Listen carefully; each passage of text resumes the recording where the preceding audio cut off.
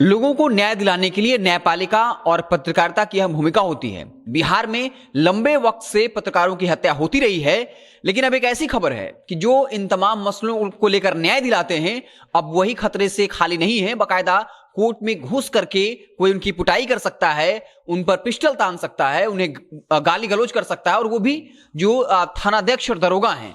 मधुबनी के झंझारपुर के व्यवहार न्यायालय का यह मसला है, जहां पर थानाध्यक्ष और बाकायदा जो एसआई थे, उन्होंने थाने में घुसकर जज के साथ जो है गाली गलौज किया, मारपीट की और उन पर पिस्टल तान दिया और ये कहा कि तुम्हारी इतनी हिम्मत कि तुम हमारे एसपी साहब को पेशी के लिए बुलाओ, उन्हें यह कहो कि आपको ट्रेनिंग की जरूरत है। अब इसको लेकर बिहार की राजनीति भी गर्म हो गई। नीतीश कुमार की सरकार जो है वो लगातार निशाने पर है और नेता प्रतिपक्ष तेजस्वी यादव ने साफ निशाना साधा और कहा है कि मधुबनी में ही कुछ दिनों पहले जघन्य हत्याकांड हुआ था, नरसंहार हुआ था, उसके बाद अविनाश झा जैसे पत्रकार की हत्या होती है और अब कोर्ट में घुस करके वहां के थानाध्यक्ष ये कहते हैं कि तुम्हारी ये मजाल कि तुम एसपी के खिलाफ बात करो, उन्हें पेशी के लिए बुलाओ, हम तुम्हें दुनिया से रुखसत कर देंगे, दुनिया से अलविदा कर देंगे। लेकिन चूंकि वो एसपी साहब नालंदा से हैं, यानी नीतीश कुमार के गृह जिला से हैं, इसलिए उन पर कोई खतरा नहीं आएगा, उनका तबादला नहीं होगा। तो लगातार मधुबनी के एसपी पर यह आरोप लगता रहा है।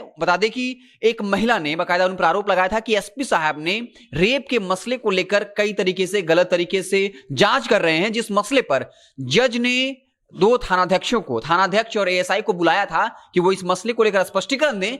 लेकिन बुधवार की तारीख को वो नहीं पहुंचते हैं, गुरुवार को पहुंचते हैं, लेकिन निर्धारित समय से देर से पहुंचते हैं। और जब जज इसको लेकर थोड़ा लताड़ते हैं कि आप लेट से क्यों आए, तब वो कहते हैं कि हमारा स्टाइल है, और जब ऊंची आवाज में बात करने पर कहते हैं कि हमारे बात करने का स्टाइल ही है, और उसके बाद जज की पिटाई कर देते हैं, यहां तक कि पिस्टल तान देते हैं। आप समझ सकते हैं कि न्यायपालिका जिसकी जिम्मेदारी होती है लोगों को न्याय दिलाना, वो भी अब खतरे से खाली नहीं है। लेकिन फिर भी एनडीए की सरकार कहेगी कि बिहार में शासन की सरकार है, तो लगातार नेता प्रतिपक्ष तेजस्वी यादव ने भी ट्वीट के जरिए जो है सरकार पर निशाना साधा है और साफ तौर पर लिखा है, वर्तमान मधुबनी एसपी के कार्यालय में अपराध चरम पर है। कुख्यात मधुबनी नरसंहार, शराब तस्करी सहित जिले में प्रतिदिन अनेक बलात्कार, लूट और हत्या की दुखद घटनाएं होती हैं।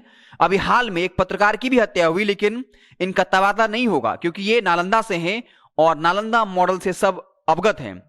इसके अलावा लिखा, बिहार में कानून व्यवस्था ध्वस्त होने से प्रशासनिक अराजकता फैल चुकी है। पुलिस अधिकारी अब जजों के चैम्बर में घुसकर गाली गलौज और मारपीट कर रहे हैं। जज साहब ने बलात्कार संबंधी एक केस में एसपी को कानून संबंधी जानकारी नहीं होने एवं ट्रेनिंग पर भेजने की बात कही थी, जिसके बाद जो है थानाध्यक्ष इस कदर बिफरे कि उन्होंने जज को धमकी दे डाली कि तुम्हारी ये मजाल कि तुम हमारे एसपी को बाकायदा ये कहो कि उन्हें अब ट्रेनिंग पे जाने की जरूरत है, या तुम उन्हें पेशी के लिए बुलाओ, उनकी आलोचना करो। तो लगातार जो है इस वक्त मधुबनी एसपी निशाने पर है, उसके जरिए नीतीश सरकार निशाने पर है, जहां कुछ दिनों पहले अविनाश झा की हत्या हुई, मेडिकल माफिया के खिलाफ लगातार आवाज उठा रहे थे।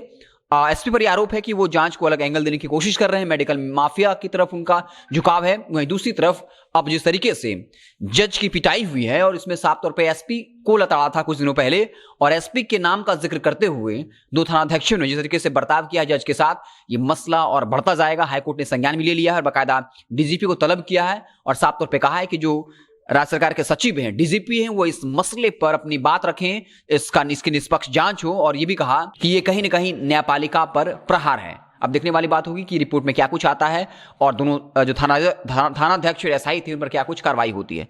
आप जुड़े रहिए हमारे साथ, जैसे कुछ नया अपडेट आएगा तो हम उससे आपको इत्तला करेंगे। बहुत बहुत धन्यवाद।